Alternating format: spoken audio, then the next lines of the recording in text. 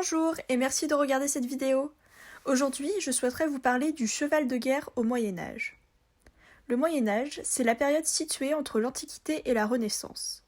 Il commence à la chute de l'Empire romain d'Occident en 476 et se termine avec les grandes découvertes, comme Christophe Colomb, vers 1500.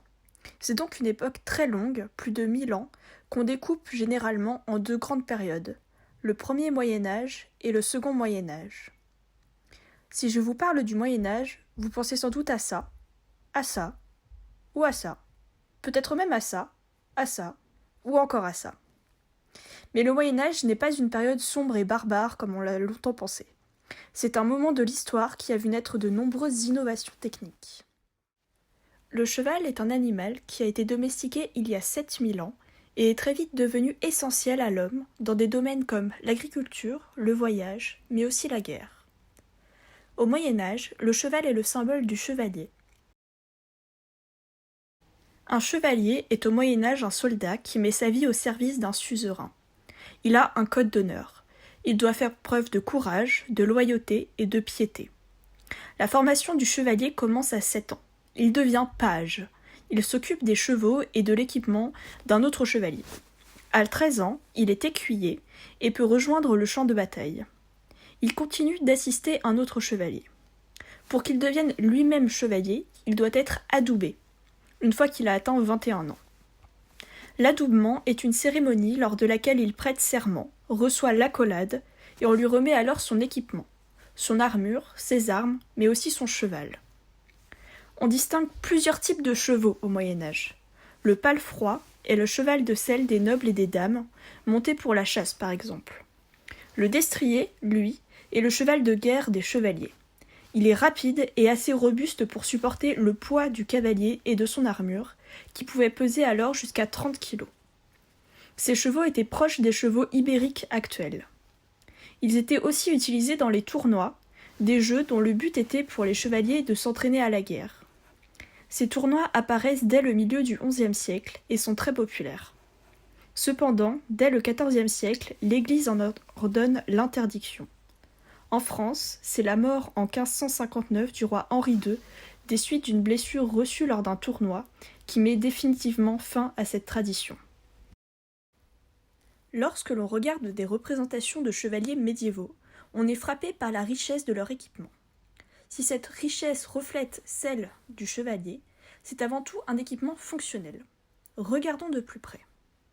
La selle est le siège du cavalier et permet de le maintenir en place dans toutes les situations, comme les charges au grand galop ou les impacts lors des combats.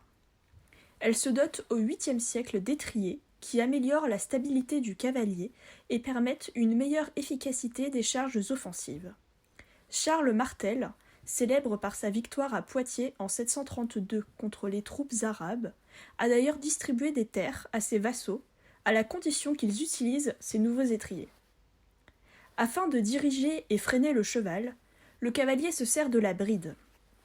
Les rênes, tenues par le cavalier, sont reliées au mors dans la bouche du cheval.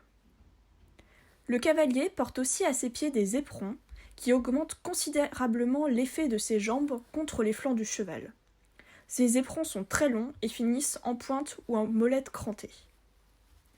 Afin de reconnaître son ennemi de son ami lorsqu'on est recouvert par une armure sur le champ de bataille, on a développé les emblèmes et les blasons. Ceux-ci se retrouvent sur les boucliers, mais aussi sur les chevaux. Ils ont leur propre armure, qu'on appelle la barde, qui peut être recouverte d'une grande pièce de tissu, le caparaçon. Celui-ci est utilisé afin de représenter son cavalier et de pouvoir l'identifier. Vous avez peut-être entendu parler du cheval blanc d'Henri IV, mais le cheval le plus célèbre au Moyen-Âge s'appelait Bayard. C'est un cheval rendu légendaire par des chansons de gestes, de longs poèmes récités et chantés. La chanson des 4 fils Aymon, qui date du XIIIe siècle, raconte l'histoire de Bayard, né d'un dragon et d'une serpente. Ce cheval a été offert par le roi Charlemagne à Renaud de Montauban, l'aîné des 4 fils Aymon. Cependant, Renaud tue le neveu de Charlemagne lors d'une fâcheuse partie d'échecs et est contraint de fuir avec ses 3 jeunes frères. Bayard les aide dans leur fuite en les portant tous les 4 à la fois sur son dos. Charlemagne les poursuit sans relâche, mais accepte finalement de négocier. Il exige comme paiement qu'ils lui rendent Bayard et effectue un pèlerinage à Jérusalem. Le roi ordonne que Bayard soit jeté dans le fleuve du Rhin, une meule de foin attachée autour du cou afin qu'il se noie. Bayard parvint à s'échapper, et on dit encore dans le royaume, comme on le dit dans les histoires, qu'il vit toujours dans la forêt et que, s'il voit quelqu'un, au lieu de l'approcher, il s'enfuit au plus vite, comme diable craignant Dieu. Si tous les destriers du Moyen-Âge ne sont pas aussi légendaires que Bayard, ils sont un symbole du chevalier. Le cheval devient progressivement un symbole de prestige et d'appartenance sociale. C'est l'animal de la noblesse.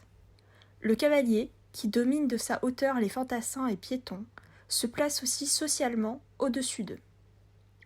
Le cheval n'est cependant pas réservé exclusivement aux chevaliers et à la noblesse au Moyen-Âge. Il est aussi essentiel à l'agriculture et reste le principal moyen de transport. Mais ça, ce sera pour une prochaine fois. À bientôt!